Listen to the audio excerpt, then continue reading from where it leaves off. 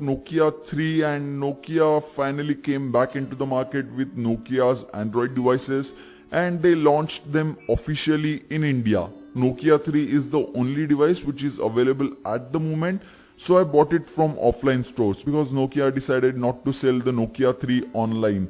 But before I start unboxing this product, I want to talk about the pricing of this device. I bought the device for 9,500 rupees, and that's the official pricing too. But when I went into the store, they said that the device is being sold for 10,500 rupees.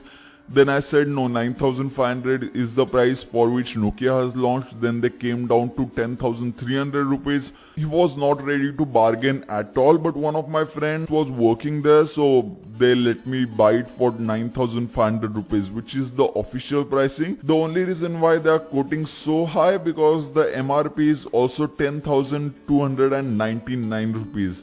10,500 rupees is actually illegal to sell at, but 10,300 is kinda okay because MRP mentioned on the box is 10,300. If you're planning to buy this device, then only pay 9,500 rupees to the dealer, like use your bargaining skills to the fullest.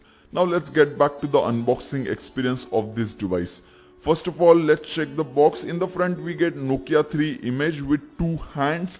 If you had any Nokia device, then the boot animation had two small hands. Maybe those kids got bigger and those are the same hands. Just maybe, just a theory.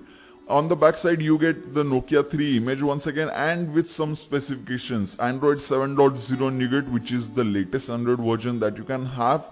Then premium quality because of aluminum precision machined frame. And I do not doubt on Nokia when it comes to build quality. As soon as you open up the box, you will see the Nokia 3 device. I'm going to keep it aside and I'm going to start it later on. Then we have SIM ejector tool, which was a little bit difficult to remove from that because it had some sticker on it. Then we have some normal manuals which will guide you how to use your Nokia 3, or just in case if this is your first time using any Android device, because it's possible. Then we have a box in which you will find earphones, and these earphones look exactly similar to the old earphones which used to come with old Nokia phones. Then we have charger and a USB cable, and the charger is rated at 5 volts and 1 ampere, so do not expect fast charging to be enabled on this device. Now let's boot up the device, and I know what you guys are waiting for, the boot animation. So let's wait and let's hear that Nokia sound.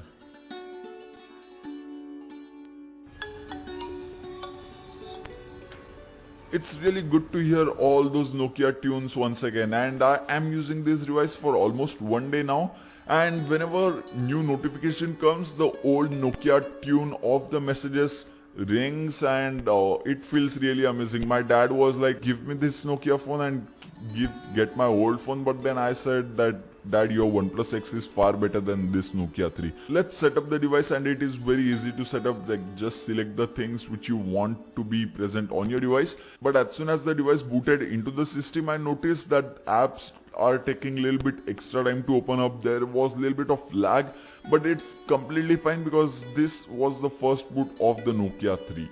Now let's take a physical overview of the device. In the front we have Nokia branding, earpiece and the 8 megapixel camera. Then we have the 5-inch HD display, followed by physical buttons which are back, home and multitasking button. At the bottom side you can find the speaker, micro USB port and the primary microphone, and two antenna lines are present at the bottom side too. On the top side there is a headphone jack with noise cancellation mic, and once again two antenna lines are present on the top too. At the back side you can find the 8 megapixel camera with a single LED flash. Once again Nokia branding, and the device feels really good to hold in hand, just in case if I did not mention that. The back panel is made of plastic, but it's a very good plastic.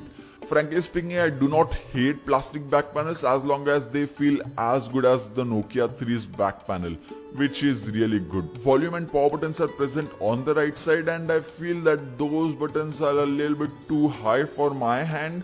I wish the power button was a little bit lowered down. On the left side we have something really interesting, which is dual SIM card slot and a separate dedicated micro SD card slot.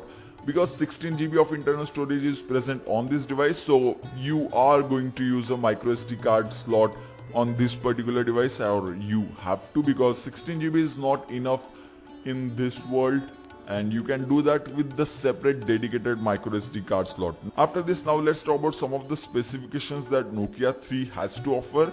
So as I said multiple times, 5-inch 1280 by 720p display, which is IPS LCD display.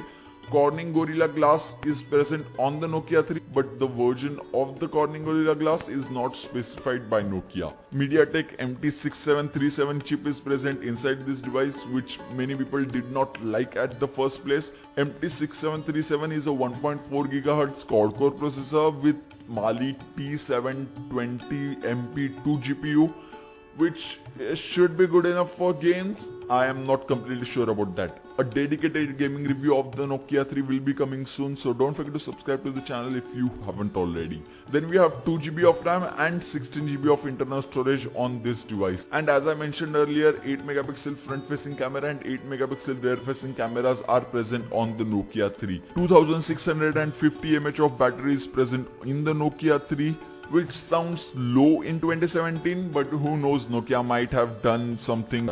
Let me test the phone and I'll mention about the battery life in my full review. I want to mention something over here that I am extremely happy with the build quality. I would give 9.5 out of 10 to the build quality of the Nokia 3. The aluminum chassis at the sides and the plastic back panel at the back. Thanks for watching. Please like and share this video and don't forget to subscribe our channel. Thank you.